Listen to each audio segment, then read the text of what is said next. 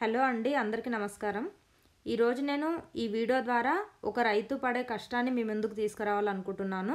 మనకు రోడ్డుపై నుంచి వెళ్ళేటప్పుడు కార్లో కానీ బస్సులో కానీ వెళ్తున్నప్పుడు పక్కన ఉన్న పొలాలను చూస్తే ఎంతో హ్యాపీగా అనిపిస్తుంది, ఆ గ్రీనరీని చూస్తుంటే అదంతా. కాకపోతే దాన్ని పండించే రైతు దాన్ని మార్కెటింగ్ చేసుకోవడానికి ఎంత కష్టపడుతున్నాడు అనేది ఈ వీడియో ద్వారా మీకు చూపించాలనుకుంటున్నాను.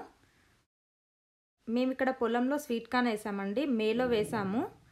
సో మేలో వేస్తే మనకు జూన్లో వర్షాలు స్టార్ట్ అయ్యాయి కాబట్టి మేలో మాత్రమే మేము వాటర్ పెట్టాల్సి వచ్చింది స్వీట్ కార్న్కు. ఆ తర్వాత వర్షం పడింది కాబట్టి పెద్దగా వాటర్ పెట్టాల్సిన అవసరం రాలేదు ఈసారి. ఇది కంపల్సరీగా వాటర్ పెట్టాలండి స్వీట్ కార్న్కు.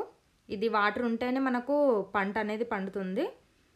ఇది మనకు ఒక 4 monthsలో మన చేతికి వస్తుంది పంట. సంవత్సరంలో ఒక 3 సార్లు ఈజీగా పండించవచ్చు స్వీట్ కార్న్. బట్ స్వీట్ కార్న్కు మాత్రం ఎప్పుడు లాభం ఉంటుందో ఎప్పుడు నష్టం ఉంటుందో మాత్రం మనము చెప్పలేమండి. ఎప్పుడు లాభాలు వస్తాయో ఎప్పుడు నష్టాలు వస్తాయో మాత్రం మనకు ఎప్పుడు అర్థం అవ్వదు. ఎందుకంటే మేము ఇది 5th time వేస్తున్నాం మా పొలంలో. ఈ 1 or 2 times మాత్రమే మాకు పెట్టిన పెట్టుబడి వచ్చింది. మిగతా టైంలో మాత్రము నష్టాలే వచ్చాయి.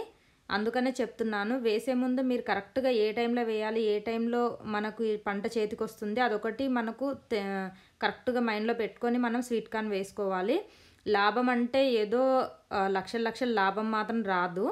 పెట్టిన పెట్టుబడికి ఒక 30-40 వేలు ఎక్కువ వస్తుంది మనీ. మనకు నెలకు సంపాదించే సంపాదన రైతుకు ఒక సంవత్సరంకి వస్తుందండి. ఇంత కష్టపడిన రైతు మార్కెటింగ్ చేసుకోవడానికి ఎంత ఇబ్బంది పడుతున్నాడో ఒకసారి చూడండి. ఇంత వర్షం పడుతున్న స్వీట్ కార్న్ తీయడానికి కారణం ఏంటంటే ఇంకొక 2 days లేట్ చేస్తే స్వీట్ కార్న్ అనేది మనకు సొట్టలు పడుతుందంట. సొట్టలు పడితే మనకు మార్కెటింగ్ అనేది అవ్వదన్నమాట. అందుకనే వర్షాలు ఇంకొక 5 days అలాగే కురుస్తాయని చెప్పేసి న్యూస్లో చెప్తున్నారు. అందుకనే ఇంకా మేము ఎలాగైనా ఇంత వర్షం పడుతున్నా తీద్దామని డిసైడ్ అయ్యి పొలానికి వచ్చాము. సో మనం లోపలికి వెళ్ళి తీయాలి కాబట్టి ఈ విధంగా దారి చేసుకొని లోపలికి వెళ్తున్నాము. మేము ఇంత కష్టపడి ఇంత వర్షంలో స్వీట్ కార్న్ తీసి మార్కెట్కు వేస్తే మాకు ఒక క్వింటాల్కు 1000 రూపీస్ పడిందండి. అదే స్వీట్ కార్న్ బయట మనం కొనుక్కుంటే ఒక స్వీట్ కార్న్కు ఆల్మోస్ట్ 10 రూపీస్ or 20 రూపీస్కి ఒకటి అనేది మనకు ఉడికించి అమ్ముతారనమాట. దాన్ని బట్టి మీరు ఒకసారి అర్థం చేసుకోండి ఎంత తక్కువ రేట్కు రైతు దగ్గర కొంటున్నారనేది.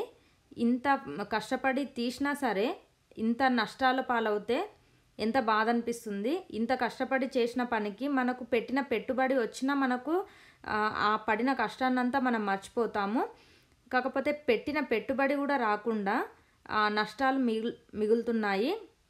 సో డైరెక్ట్ రైతు దగ్గరనే కొంటే మనకు రైతుకు లాభము, కొన్న వాళ్ళకు లాభము. ఈ విధంగా మార్కెట్లో వేయడం వల్ల మార్కెట్ వాళ్ళు ఏ రేట్ ఫిక్స్ చేస్తే ఆ రేట్కే మనము వాళ్ళకు అమ్మేసి రావాలన్నమాట. లేకపోతే అవి లేట్ చేసిన కొద్దీ స్వీట్ కార్న్ అనేది పాడవుతుంది కాబట్టి ఇంకా నెక్స్ట్ మన దగ్గర అసలు తీసుకోరు.